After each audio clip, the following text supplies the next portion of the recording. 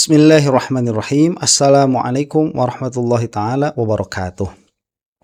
Alhamdulillahirabbil alamin wa sallallahu ala sayyidina Muhammadin wa ala alihi wa sahbihi wasallam, amma ba'du. Entah dengan feed yang ada di YouTube Anda, kalau di YouTube saya itu sedang ramai isu Roy Suryo itu akan segera di P21-kan.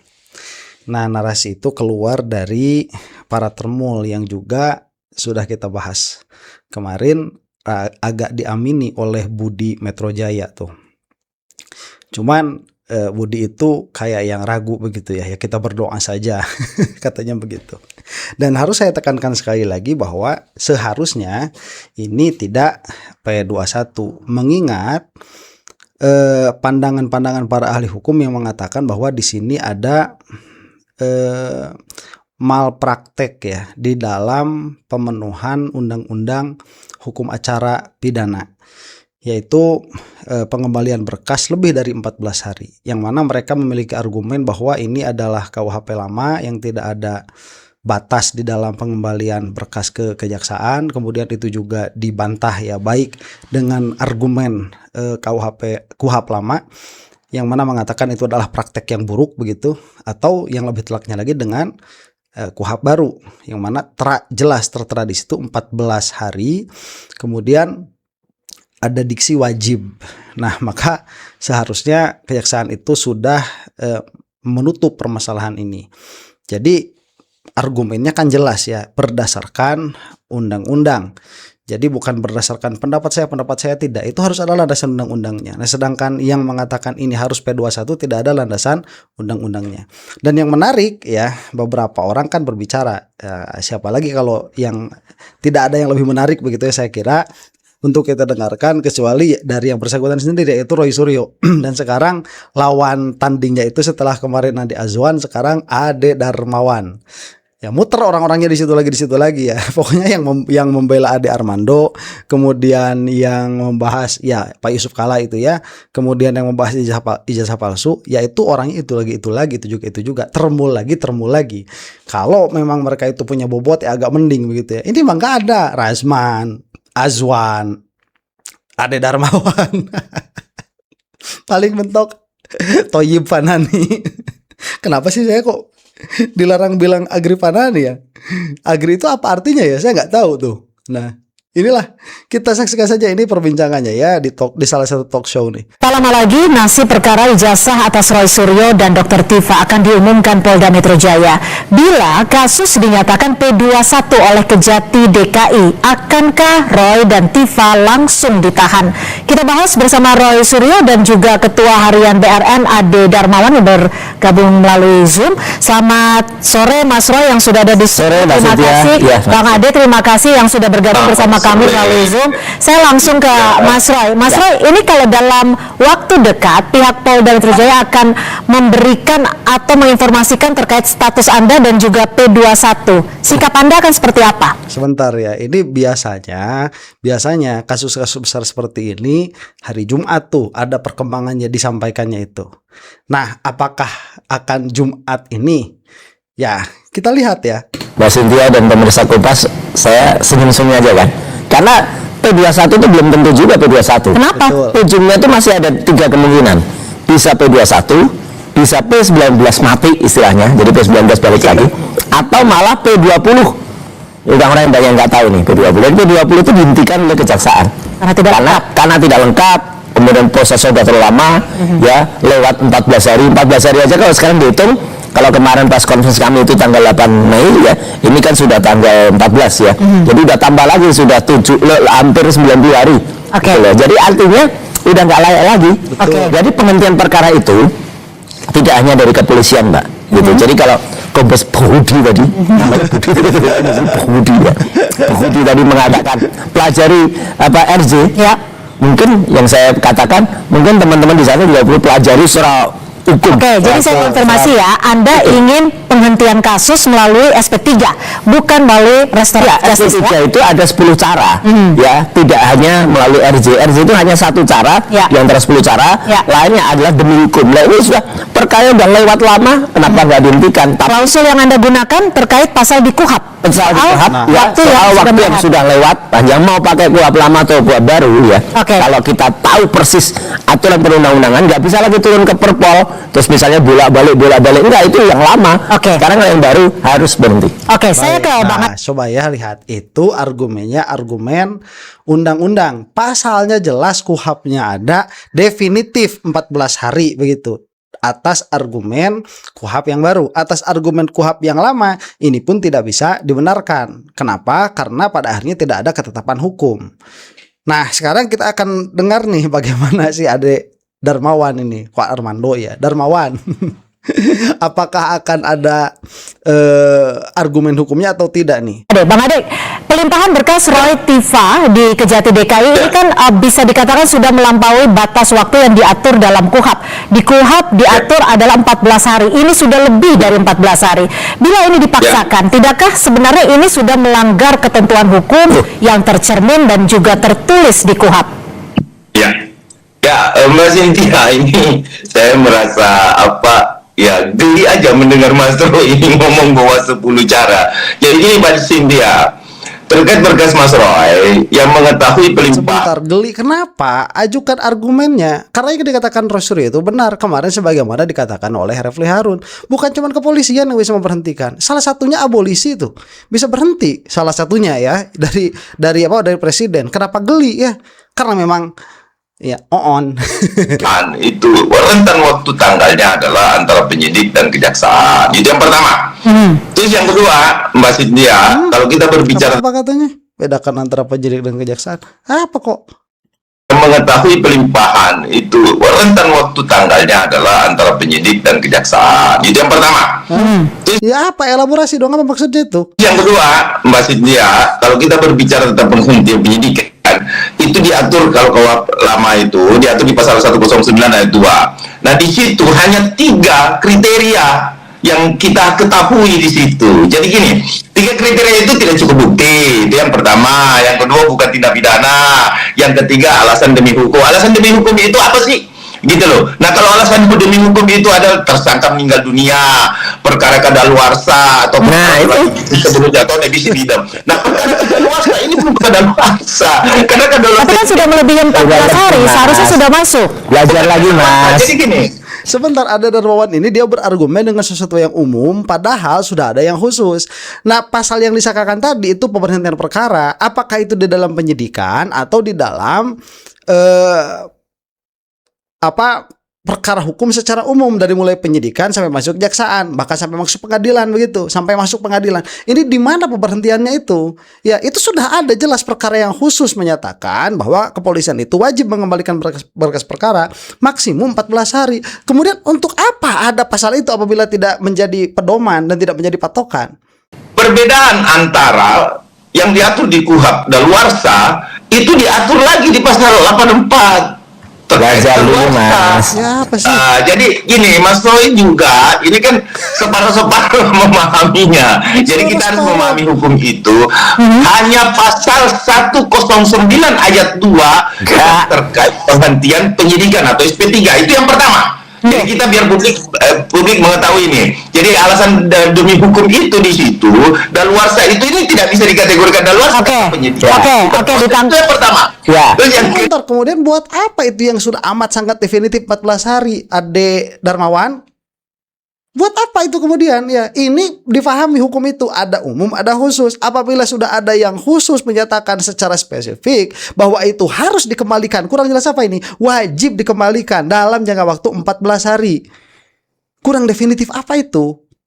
Ya, jadi justru itu untuk menafsirkan salah satunya demi hukum, misalkan kadaluarsa, atau itu untuk menafsirkan itu salah satunya. Nah, itu ada yang khususnya. Lah kok ini yang khusus dikembalikan ke yang umum?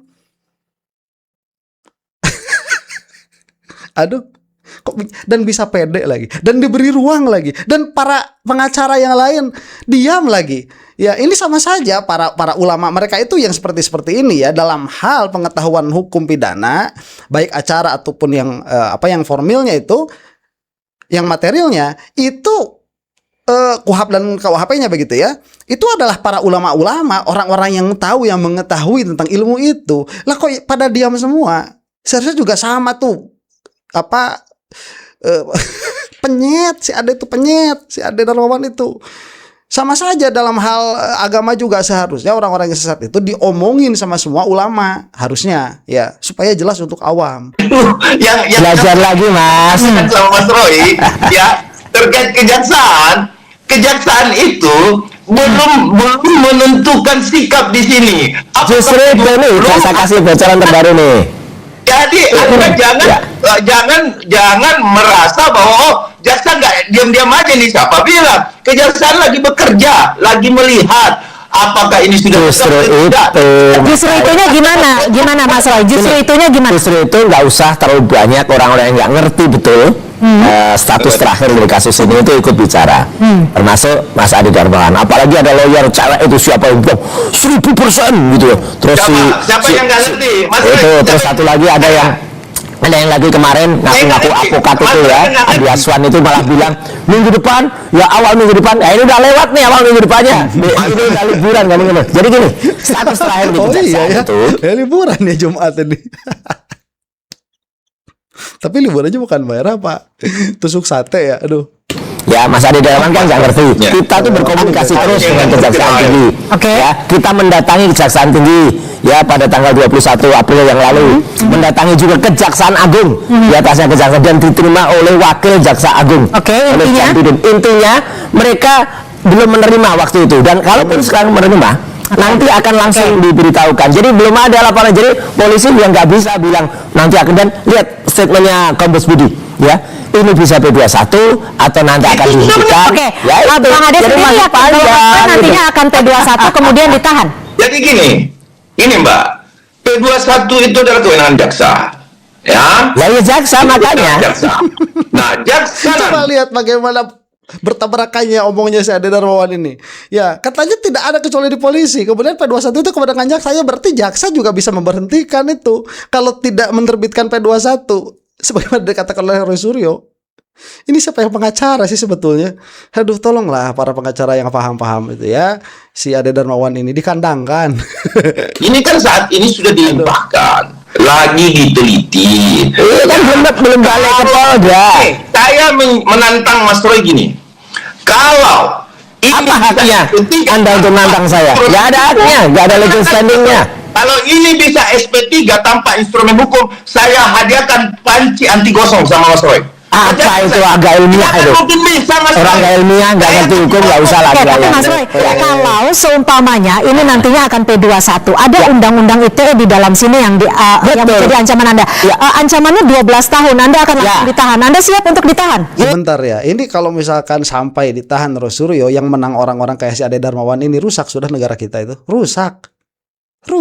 Orang gimana Indonesia mau maju, Indonesia emas segala macam begitu ya. Kemudian pada akhirnya orang-orang yang seperti si Ade Darmawan ini, yang mana hukum berpihak padanya. Ngeri saya memang begitu ya. Kalau memang sampai Roy Suryo ini di P21 kan, yang menang orang-orang kayak si Ade Darmawan ini, ngeri. Ya, mau jadi apa Indonesia itu? Ini siapa yang berhak menahan? Kalau di polisian dia tidak ada, ya kejaksaan tidak akan menahan. Itu udah jelas. Aturannya tidak ada. Itu loh, aturannya gitu. Apalagi tidak bisa langsung dipastikan P21 gitu loh. Apalagi ada ini belum tentu orang yang mengerti, dia kan nggak punya legal standing gitu loh. Dan kasus ini ngapain juga dia ikut ribut-ribut. Pasal 32 dan 35 ini pun ini pasal yang diselundupkan di dalam perkara saya.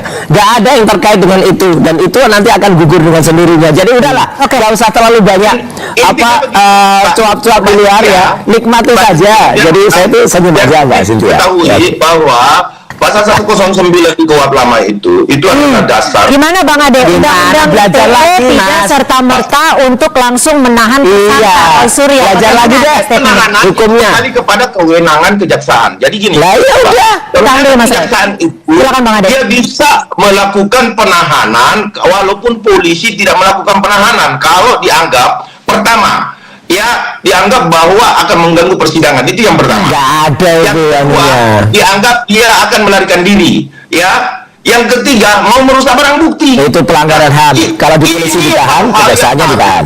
dipertimbangkan oleh jaksa dan saya sebab Barang buktinya ada di kepolisian. Tuh si Budi itu yang diamankan itu bukannya Roy Suryo. Saya ini udah terlalu lama barang bukti di kepolisian tanpa pernah ditunjukkan ke hadapan publik secara transparan sekalipun. Belum pernah. Yang ada kan digelar perkara khusus itu, bukan di hadapan publik secara umum.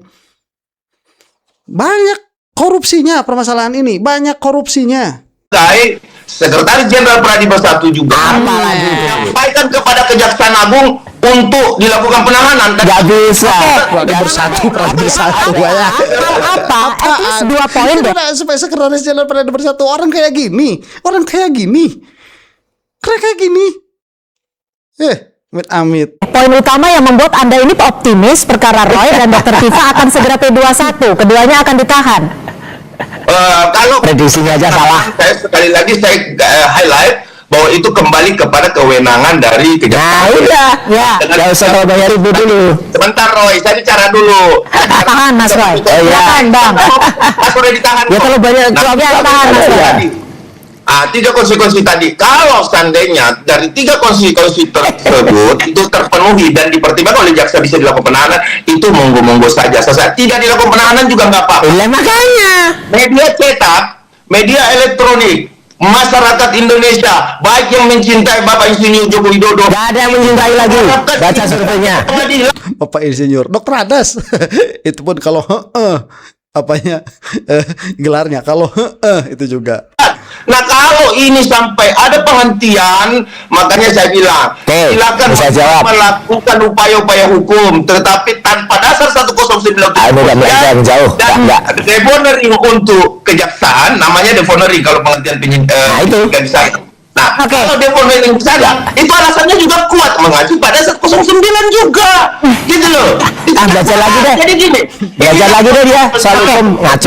Gimana Mas? Gini, satu ya, yang ditunggu masyarakat itu bukan soal penahanan saya atau penahanan Dr. Tifa soal pencemaran nama bukan, tapi yang ditunggu itu soal kepastian ijazah ini palsu. Nah, Itu. tunggu, bertanya soal kepastian ijazah ini palsu. Kenapa? Anunya lain. Dikat, ada Darmawan dikat. Mic-nya dikat. Nah, kenapa Anda meminta kasus ini dihentikan melalui SP3 contohnya, tapi bukan malah menuntutnya dibuka sampai di pengadilan? Yang dibuka sama pengadilan tuh pengadilan-pengadilan atau sidang-sidang yang menuntut ini ijazah. Sidang saya yang nanti akan ditunggu-tunggu dikejar oleh para tamu ini bukan akan menuju ke ijazah, tapi hanya pencemaran dan fitnah. Sementara bukti-bukti baru muncul juga soal pasal pramuka, udah ada orang ngaku yang membuat, kemudian nih dari universiti yang dari dulu ketika Ahmad Sumitro itu namanya juga Ahmad Sumitro, itu udah makin jelas, makin banyak Mbak yang membuka ini untuk kemudian kasus ijazahnya dulu yang terus. Oke, satu lagi yang paling penting kayak tadi. Ini selesai itu belum tentu P21 ini orang ini harus belajar hukum deh, gitu ya. Ngaku-ngaku sekjen pradi apaan. Oke, Bang Ade, kita tahu ini kasus sudah sangat panjang, dari 14 hari, Bang Ade. Atau jangan-jangan memang sebenarnya penyidik sendiri di sini masih kebingungan untuk melengkapi, atau bukan soal ditahan atau dilengkapi, tapi malah justru dihentikan. Bagaimana, Bang Ade? Ya, di dalam KUHP sepanjang masih dibutuhkan, baik itu Perkapolri juga diatur. Ada waktu Masih dibutuhkan penyidikan, maka rentan waktu itu dan status, perhatikan status, kecuali ya kelihatan kok Mbak Cynthia kalau mau dihentikan. Statusnya pasti dicabut. Nah, Oke, Bang Ade. Sebentar, coba lihat ini argumen si Ade Darmawan ini. Ini kalau memang betul-betul hukum di Indonesia itu sebagaimana dikatakan oleh si Ade Darmawan, bahwa tidak ada jangka waktu yang definitif bagi kepolisian untuk menyerahkan kepada kejaksaan, bisa berapa lama itu terserah, tidak ada jangka waktu yang definitif.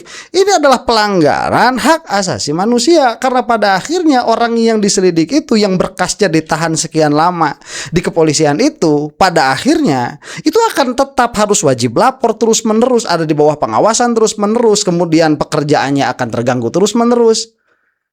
Masa mau dibiarkan? Kalaupun iya begitu ya, apa yang dikatakan oleh Haddad Darmawan, kita tanazul namanya itu, oke lah berandai-andai kalaupun benar, berarti rusak sistem hukum kita, lebih parah lagi itu. Kalau demikian, masa sistem hukum kita serusak itu kemudian tidak ada ahli hukum yang berbicara? Makanya kenapa ada 14 hari di situ, karena tersangka pun itu harus melanjutkan hidup. Masa terus-terusan menjadi tersangka begitu? Ya iya, kalau misalkan dia punya pekerjaan atau pekerjaannya misalkan santai seperti Roy Suryo ya. Dari awalnya misalkan banyak duit. Tapi kalau misalkan orang-orang umum kemudian dia itu menjadi tersangka suatu kasus, tapi kemudian berkasnya tidak kunjung diserahkan oleh kepolisian, mau diapain nih orang? Begitu. Dan itu tidak ada landasan hukum yang definitif untuk membatasi di mana waktu kadaluarsanya, kan makin gila. Makanya ada pasal itu secara definitif mengatakan 14 hari. Ya, ini Haddad Darmawan itu benar. Bukan harus belajar ya, kayak gini mana gak bakal bisa belajar. Si Haddad Darmawan perlu apa ya? Perlu perlu nyebur, renang, biar kepalanya dingin ya. Air masuk ke telinga tuh, menuhin otaknya, kemudian digedek-gedek biar bersih itu otaknya tuh. Habis bersih keluarin lagi, nanti mungkin bisa sedikit cemerlang ya otaknya kalau udah begitu. Aduh. Apa pihak Anda tidak mendesak kepolisian saja untuk mempercepat sidang terbuka jika memang yakin bahwa ijazah Jokowi ini adalah asli dan dulu? Ijazahnya itu yang palsu ini. Kejahatannya adalah kejahatan tindak pidana biasa. Tindak pidana biasa ini tidak ada itu sidang terbuka. Bukan sidang ini aja udah. Ini aja diteliti. Memang tidak diatur. Ini aja disidangkan. Nah ini ada kekosongan hukum. Nah justru makanya lah saya sekali lagi ada kekosongan hukum segala. Silakan melakukan upaya-upaya hukum. Ya. Intinya kalau ini dihentikan, saya kasih bonus panci anti gosong. Proses bolak-baliknya berkas perkara antara kepolisian dan kejaksaan, tentu di sini masyarakat juga menanti adanya kepastian hukum. Bagaimana Mas Roy? Setuju. Makanya kepastian hukum terhadap kepastian palsunya aja. Dan ini sudah 99,9% palsu. Bukan soal fitnah dan pencemaran nama baik. Fitnah pencemaran nama baik ini kalau diteruskan nggak akan sampai ke sini. Makanya masih banyak sidang-sidang lain, Mbak. Ada sidang CLS yang teruskan lagi. Ada sidang di Pengadilan Negeri Solo yang baru diusulkan. Ada sidang diusulkan oleh Purnawirawan TNI yang kemarin berusaha diganggu oleh teman-temannya Mas Ade Kurniawan, tapi gagal. Pitra segala itu gagal tuh, mau jadi penggugat intervensi. Itu yang jelas-jelas nanti akan menguji ijazahnya dan akan menguji kepolisian, bukan soal fitnah pencemaran baik. Fitnah pencemaran baik itu, Mbak, itu kalau diteruskan nggak akan sampai ijazah. Ya mau itu dipastikan saya, Dokter Tifa atau yang lain itu misalnya kena, ijazahnya juga tetap palsu kok. Jadi ngapain juga ke sana yang ditunggu masyarakat itu? Indonesia itu adalah soal ijazahnya, bukan soal status. Apakah Anda yakin Mas Roy belajar lagi deh, Tifa akan ditahan dan pasti akan P21? Bang Ade, pasti P21 enggak? Bisa mastiin enggak? Bentar, ini akan menarik ya apabila sidang di Petun itu pada akhirnya diterima gugatannya itu atas ijazahnya Jokowi ini. Karena apabila itu diterima, otomatis ini harus pending, otomatis. Kenapa? Karena barang bukti yang ada di Polda Metro pada akhirnya dipertanyakan, disengketakan. Ini akan menarik begitu ya. Makanya nggak tahu tuh, coba tuliskan di bawah kolom komentar, apakah gugatan ke PT UN itu sudah masuk dan diterima atau belum? Coba dikasih informasi saya ya. Yakini kenapa? Meyakini banyak, meyakini tapi nggak bisa. Mas Roy penting. Iya. Mas Roy, biar pembelajaran kita bersama. Ya makanya belajar lagi. Mas Roy. Ada belajar Mas lagi Roy, deh. yang pertama adalah bahwa gini Mas Roy. Belajar lagi. Ini dibuktikan tanpa dasar hukum yang ada dasar hukumnya gimana sih? Belajar lagi deh. Itu akan kena. Kenapa? Kena Jelas dasar hukumnya ada sih. Ada emang gimana? di dalam kuhap alasan demi Iya, ada alasannya. itu Mas Roy harus meninggal dunia dulu. Harus Ini ngaco banget nih. Nggak bisa ini. Ada ngaco banget. Tidak pernah diputus. Buruk banget ya. Ada dari mana? Ketawa. Ketawa. Kan ini ya. Bentar, ini ketawa nih. Itu Mas Roy harus meninggal dunia dulu. Harus Ini ngaco banget. Nggak bisa ini. Ada ngaco banget. Tidak pernah diputus. Buruk banget ya. Ada dari mana ini ya? Ya sampai ke situ lah Bang. Iya. Kita tetap Banyak menghormati. Ada soal syarat. Ada 10 syarat ini orang ini harus belajar. Ya kita tetap gimana Belajar lagi. Ya, jadi gini. Betul, kalau saya mau sebetulnya buat ngapain ya dengerin Ade Darmawan, cuman ini kan diberi ruang ya, dan para pengacara yang memang betul-betul paham sama hukum, yang katakanlah tidak terlalu intens melihat permasalahan ini, cobalah tolong speak up minimalnya dalam permasalahan si Ade Gogon ini, minimalnya, karena ini harus diamankan, harus dikandangkan ini pengacara macam ini. Kok begitu diketawain loh, diketawain. Apa nih nggak jadi aib bagi para advokat itu? Singkat ya. Singkat tapi nggak bisa singkat nih, nggak ngerti. Mas Roy, karena Udah pasti nggak P21, ngerti nggak P19, ngerti nggak P20, ini nggak ngerti ada P20 segala soalnya. Menghentikan perkara semerta-merta. Ada P20 ngerti nggak? Alasan Nggak ngerti juga dia. Memilih Kacau. Oke, tapi harus menegaknya. yakin dari Bang Ade? Nggak mungkin. Dan harus pernah diputus oleh pengadilan atau netizen.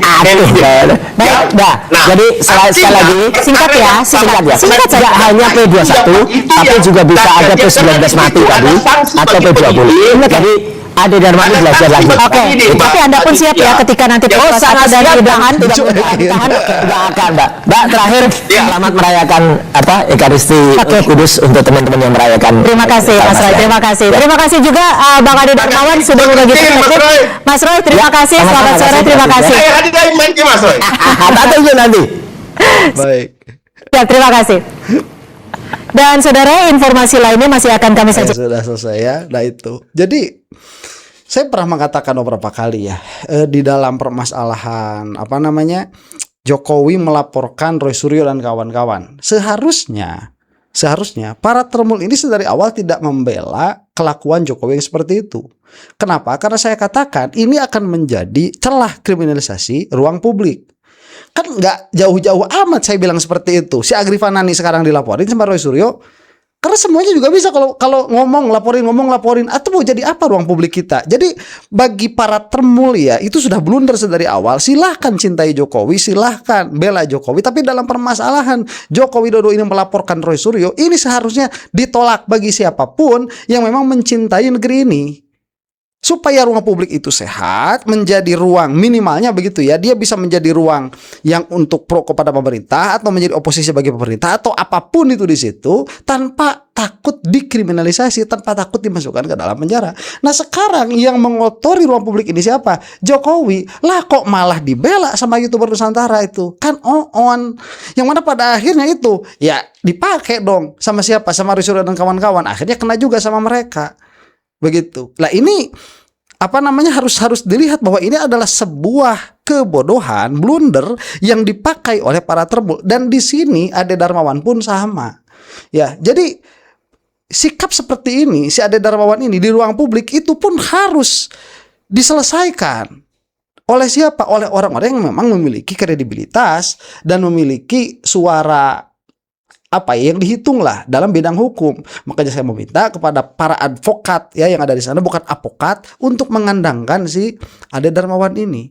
Karena ini sudah kacau begitu. Itu pola hukum, pola pikir hukum dari mana, filsafat hukum yang mana yang dipakai itu sama si Ade Darmawan itu. Nggak jelas juga. Demikian ya. Jadi rusaknya Indonesia itu salah satunya bukan hanya karena banyaknya orang jahat, tetapi karena orang-orang baik sudah banyak yang diam. Mudah-mudahan semakin berisik ruang publik kita dengan isi yang mencerdaskan. Wallahu taala alam bisawab. Assalamualaikum warahmatullahi taala wabarakatuh.